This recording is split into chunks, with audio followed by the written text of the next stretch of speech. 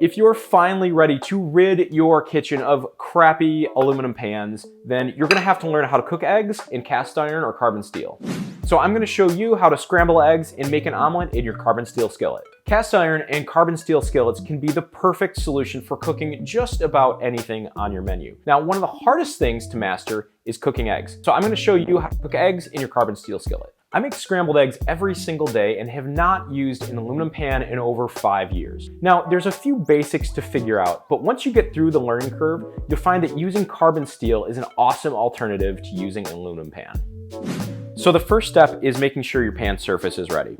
So what that means is making sure that it's completely clean of any food debris and even this haze that you'll see that kind of builds up after time. So one of the best ways to remove this slight haze that you'll see on cast iron and carbon steel is using an extremely fine steel wool. So you can just take the steel wool on a dry pan and lightly buff it like this.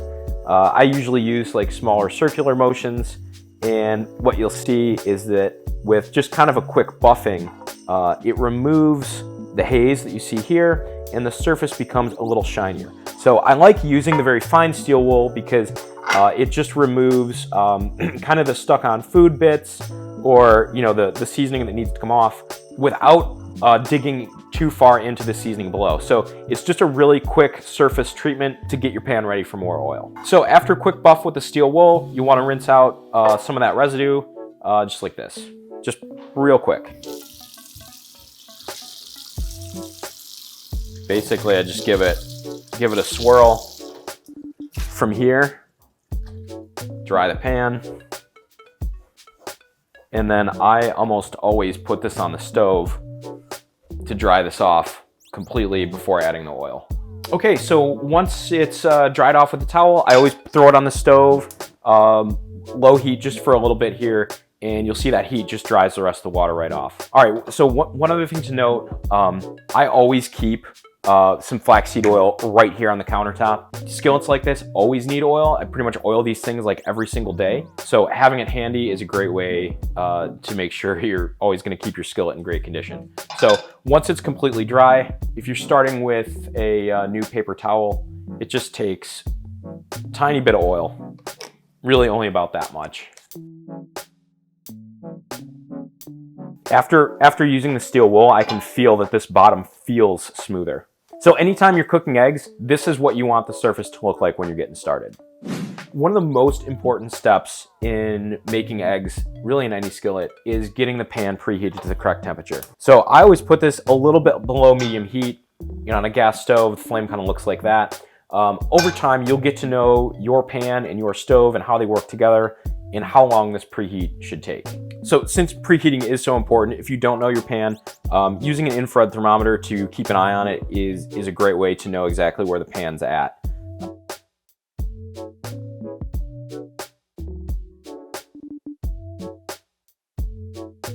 All right, so once the pan is preheated, I'm just gonna check that. So we're at like 200 right now.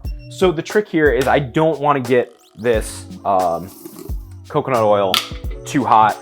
At this point though, I should be fine. So right now for this test, we're cooking 3 eggs. This is about how much oil I would use for 3 eggs. If you use too much oil, the eggs actually turn out oily and kind of gross. So you want to make sure you're not using too much oil. So you can see here with how quickly that's melting, this pan's warm, but not totally heated up yet. I can usually tell visually by watching the oil when the pan is ready to go. We'll check that temp again too when we get there. So yeah, at this point, all the oil's melted and you can see it actually starting to thin out. So let's see what that sounds like when we drop the eggs in. I've found that the right amount of sizzle is a good indicator. If there's too much sizzle going on, then the temp's like too high, but you want like just a tiny bit. Oh, none. I've got none. All right. So at this point, it's really just kind of waiting. You don't want to be in here messing around too much with the spatula, kind of looking around the edges for this to start firming up. And I'm generally not going to scrape this until I know the bottom is fairly firm, which is going to be really soon, like pretty much like right now. Try and keep this simple. I don't want to move these around more than I need to. It'll skin over on the bottom. So here, a lot of the times I'm kind of doing a flipping action like this. And then as it cooks further, kind of breaking it up with the spatula to get that scrambled thing. Now, right now, I can already tell I want to turn this heat down as these are cooking pretty quickly. So the eggs are mostly firmed up already. All right, and now I'm starting to break them up. At this point, I can pretty much turn the heat completely off and they'll continue to cook. If you're gonna be adding any other ingredients like cheese or something, you know, we would have done that a little bit earlier. For this demo, I'm just kind of showing you how to do it like this. But if you preheat the pan correctly, they really won't stick at all. Again, a lot of it comes down to that oil and the pan being in good condition. But for my purposes, these things are done. All right, so they should just, oops, they should just slide out like that. So you can tell we didn't use too much heat here because nothing really got stuck onto the pan. I think one of the biggest mistakes people make when trying to do this is they just use too much heat. So part of my process is coming back to the sink while this pan is still warm. If there's anything stuck on here, it's a lot easier to do. It's a lot easier to clean off while the pan is warm. And it's usually just a quick rinse. If needed, I will take the rough side of a sponge and work that through, just like that. But overall, what I'll do is it'll clean out that easily.